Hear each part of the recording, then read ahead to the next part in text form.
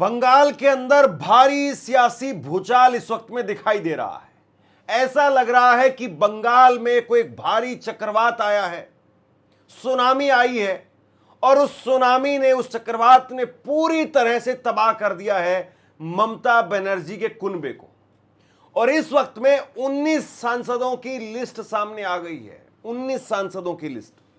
और 19 सांसद, और जिसमें कई बड़े ऐसे नाम हैं जिनको लेकर के लोग हैरान हैं कि भाई ये भी बीजेपी के अंदर जा रहे हैं। सियानी घोष जो कह रही थी कि मैं चड्डा नहीं हूं जो चड्डी हो जाऊंगी, वो सियानी घोष जो मंच पर खड़े होकर के गाना सुनाती थी कि एक आंख में काबा और दूसरे में मदीना, वो सियानी घोष जो आंखों का तारा बन गई थी, उनका नाम भी लिस्ट के अंदर आ चुका है। सियानी घोष भी भाजपा में जा रही है। और बताइए, भाजपा वो सियानी घोष को लेकर के अपने सिर पर बैठाएगी। कमाल की बात है, कमाल की बात है। यूसुफ पठान को कहा जा रहा है कि खुद अमित शाह ने फोन करके गुजरात से बुलाया है। शत्रुघ्न सिन्हा खामोश। शत्रुघ्न सिन्हा जो अपनी बेटी की ट्रोलिंग नहीं रुकवा पाए, और शत्रुघ्न सिन्हा की बेटी सोनाक्षी सिन्हा, जहीर से जिस तरीके से उन्होंने शादी की, जहीर इकबाल से, उसके बाद में आए दिन उनको जैसे सोशल मीडिया पर ट्रोल किया जाता है, वो भी भाजपा के अंदर जा रहे हैं। कितने नाम आपको मैं बताऊं। सुष्मिता देव उन्होंने इस्तीफा दे दिया बाकायदा।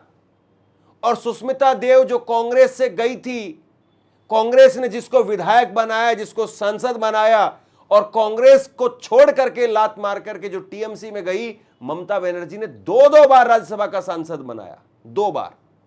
और ये इस्तीफा देकर के अब कह रही कि मेरा बंगाल से कोई नाता ही नहीं है। ये तो सुष्मिता देव है साहब। मतलब क्या कहेंगे आप, किस तरीके से कहेंगे। नारदा स्टिंग ऑपरेशन में जिनका नाम था, नारदा स्टिंग ऑपरेशन के अंदर जो 5 लाख रुपए लेती हुई पकड़ी गई थी, जिनका कैमरे पर नाम था, वो मैडम काकोली घोष, वो इन सब का नेतृत्व कर रही, इस पूरे झुंड का नेतृत्व कर रही है। सबसे बड़ा सवाल अब यह है कि ममता बनर्जी के पास में अब रास्ता क्या है। और अब खबर यह सामने आ रही है, कल हमने इस पर खबर भी की थी, अब खबर यह सामने आ रही है कि ममता बनर्जी वो अपनी पार्टी का विलय करेंगी कांग्रेस के अंदर। कांग्रेस ममता बनर्जी को राज्यसभा में भेजेंगी और कांग्रेस ममता बनर्जी को अपनी पार्टी के अंदर उपाध्यक्ष के पद पर बैठाएंगी, और उसके साथ में उनके भतीजे को महासचिव का पद दिया जा सकता है। ये इस तरीके से अब ममता बनर्जी को बचाने की तैयारी चल रही है। बड़ी बात यह है साहब, मतलब बीजेपी किस तरीके से इस देश को केवल सिंगल पार्टी मॉडल पर चलाना चाहती है। क्या इस देश में जनता इस बात को देख रही है या नहीं देख रही है? क्या उत्तर प्रदेश में लोग इस बात को देख रहे हैं कि ममता बनर्जी की पार्टी तिनके की तरीके से तोड़ दी गई? और अगर 2022 में, माफ कीजिए 2027 के अंदर अगर योगी आदित्यनाथ इसी तरीके से प्रचंड बहुमत के साथ में आ गए, जैसे शुभेंदु अधिकारी वहां पर जीते हैं, अब जीते हैं, जिताए गए हैं, उस पर आप मैं डिबेट में नहीं करूंगा, क्योंकि वो एक सब जानते हैं किस तरीके से क्या क्या हुआ है। लेकिन अगर इसी तरीके से योगी आदित्यनाथ आ गए तो फिर पता नहीं अखिलेश यादव के कितने सांसद बचेंगे, कितने विधायक बचेंगे, और अखिलेश यादव की पार्टी बचेगी या नहीं बचेगी। मतलब ये तो कुल मिलाकर के वो हो गया कि शिकार नहीं बल्कि सीधे शेर की गर्दन वही दबोच लेंगे। एक तो होता है कि शेर के मुंह से बोटी निकाल लेना, ये कहावत जो अपन सुनते थे कि शेर के मुंह से बोटी निकाल करके ले जाना, लेकिन यहां तो शेर की गर्दन उखाड़ करके ले जा रहे हैं। शेर भी कह रहा है कि भैया मैंने क्या बिगाड़ा था, मेरे साथ में ऐसा क्यों किया, मुझे क्यों मारा। मतलब ममता बनर्जी ये कह रही होंगी कि भाई हराया तो हराया, लेकिन पार्टी क्यों छीन करके ले गए। आप तो चप्पल तक जो उतार करके ले गए, नंगा कर दिया भाई। बिल्कुल पैदल पैर एक तरीके से सोलों के ऊपर खड़ा कर दिया है। और ममता बनर्जी जो कभी कहती थी एकला चलो रे, एकला चलो रे, आज हालत ये हो गई है कि कांग्रेस चलो रे बचोरे बचोरे, ये वाला मामला हो गया है। एकला चलो रे ममता बनर्जी, उनकी आज की तारीख में, आज की स्थिति में ऐसी नौबत आ गई है कि राहुल गांधी और सोनिया गांधी के अलावा उनके पास कोई दूसरा रास्ता नहीं। और अब इस फेरिस्त में उनके पास में उनके 4 विधायक बचेंगे, 4 सांसद बचेंगे, कहा नहीं जा सकता है। और सबसे बड़ी चीज यह है कि नरेंद्र मोदी इस बीच में झालमुड़ी खिला रहे हैं। ये तस्वीर देखिए जरा, ये आज की तस्वीर है, झालमुड़ी खिला रहे हैं नरेंद्र मोदी। मतलब कमाल ही है, कमाल ही है, वाकई कमाल ही है। और ये सेलिब्रेशन चल रहा है मोदी साहब का कि हमने जो है वो 12 साल प्रधानमंत्री के तौर पर इस पद पर बिताए हैं। और ये भाजपा कह रही है कि अब नरेंद्र मोदी जो है वो देश में सबसे लंबे वक्त तक कुर्सी पर रहने वाले प्रधानमंत्री बन गए हैं। इसमें नेहरू को भी पीछे छोड़ दिया उन्होंने। हालांकि नेहरू आज की तारीख में भी सबसे लंबे वक्त तक जो है वो प्रधानमंत्री रहने वाले शख्स हैं। लेकिन बीजेपी की कैलकुलेशन आप जानते हैं, मोदी जी कैलकुलेशन कैसी होती है, वो एक्स्ट्रा 2A भी निकाल लेते हर चीज में से। तो यहां पर भी बीजेपी ने एक्स्ट्रा 2A भी निकाल लिया। बीजेपी कह रही है कि जब नेहरू जी जब प्रधानमंत्री बने थे तो 47 से 52 तक 5 साल तो इलेक्शन ही नहीं हुए थे। पहले चुनाव जो 52 में हुए, 62 में जो है उनकी मौत हो गई थी, उनका निधन हो गया था। लिहाजा अब मोदी जी सबसे ज्यादा दिनों तक इलेक्टेड प्रधानमंत्री है।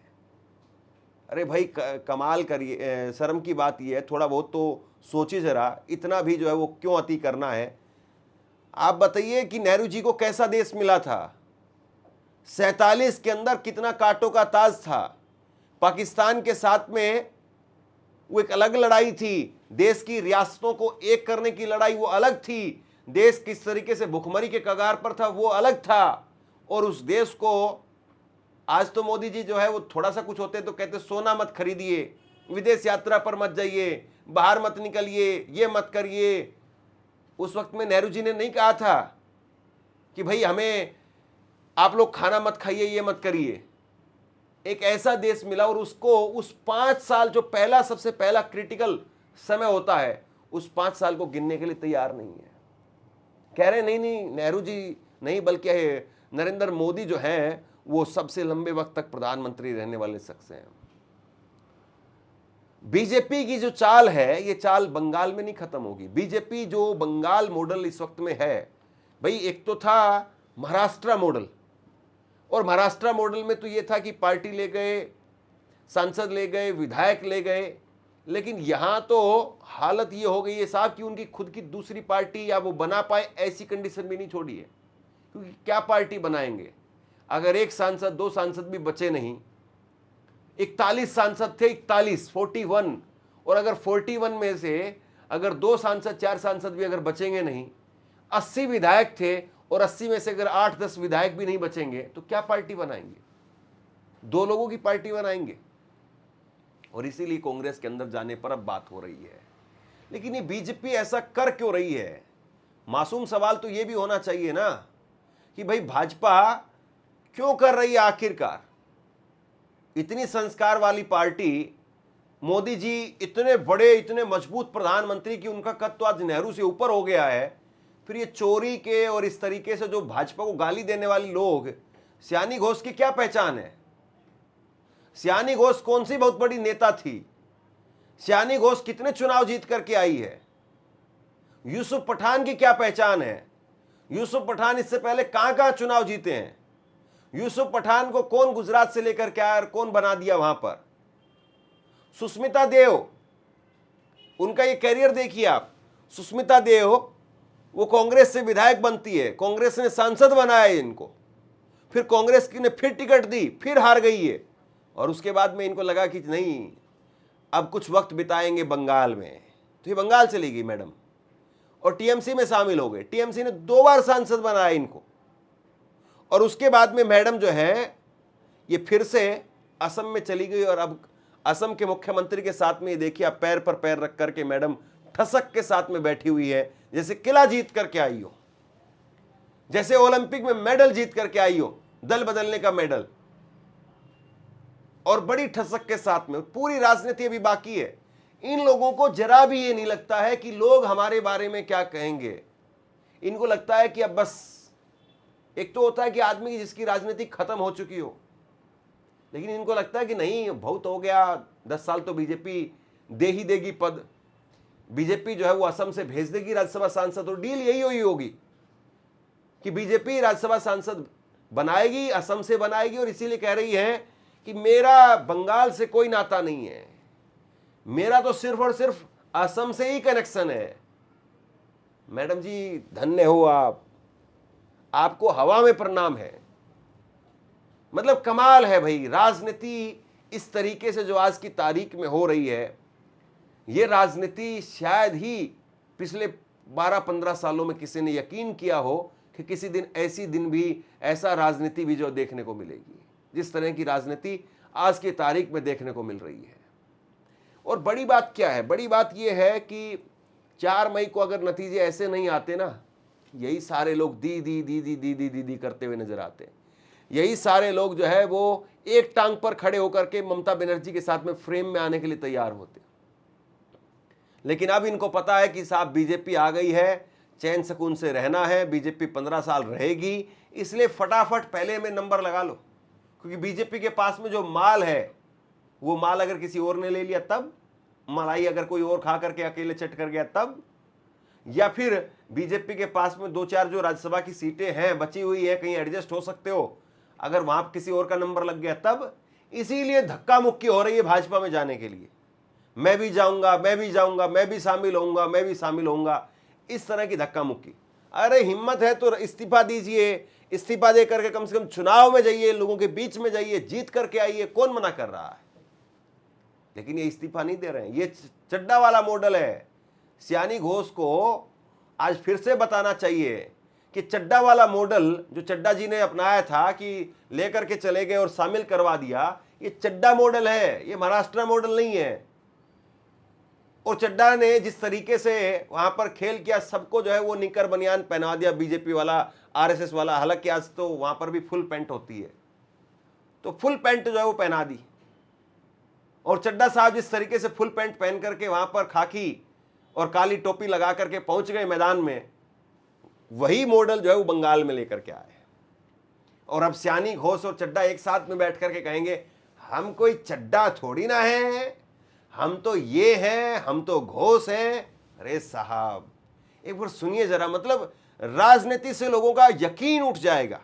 ये वीडियो आपने देखी होगी, मैंने आपको ये वीडियो भी दिखाई थी और बहुत तारीफ भी मैंने भी की थी, इसमें कोई दो राय नहीं है। आज आप अगर कुछ कहना चाहे तो मुझे भी कुछ कह लीजिए, आपकी गालियों का स्वागत है।